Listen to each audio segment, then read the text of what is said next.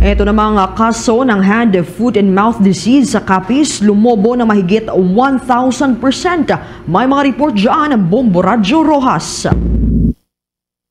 Sumirit ng higit 1,100% ang kaso ng hand, foot, and mouth disease o HFMD sa lalawigan ng Capiz ngayong taon. Batay sa tala ng Capiz Provincial Health Office, umabot na sa 744 ang naitalang kaso mula January 1 hanggang August 2025. Malayo ito kumpara sa 56 lamang sa kaparehong panahon noong 2024. Sa panayam ng Bombo Radio Rojas, inihayag ni Provincial Health Officer 2 Dr. Ramon Alex Nolasco na ang biglaang paglobo ng bilang ay bunga ng mas pinaigting na kampanya sa impormasyon at mas aktibong pag-uulat ng mga kaso mula sa mga barangay at ospital. Kasabay nito, nagpaalala ang opisyal sa publiko, lalo na sa mga magulang na agad na ipatingin sa health center o ospital ang kanilang mga anak kapag nakitaan ng sintomas tulad ng lagnat, singaw sa bibig at pantal sa kamay at paa.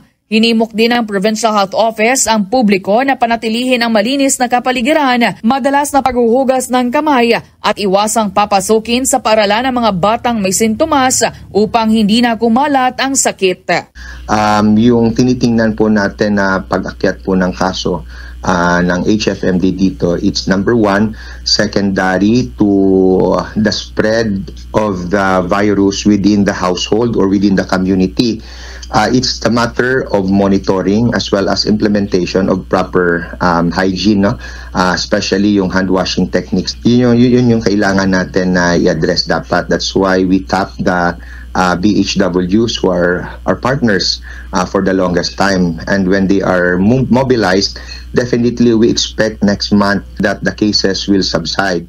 Mula dito sa Bombo Radio Rojas, ako si Bombo Lindsay Ermitanyo Bade. And this is Bombo Radio Philippines, the number one and most trusted source of news and information.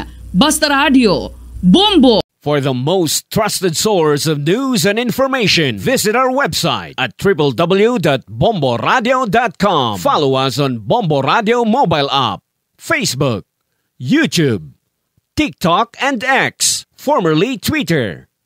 Like, share, and stay connected. Anytime, anywhere.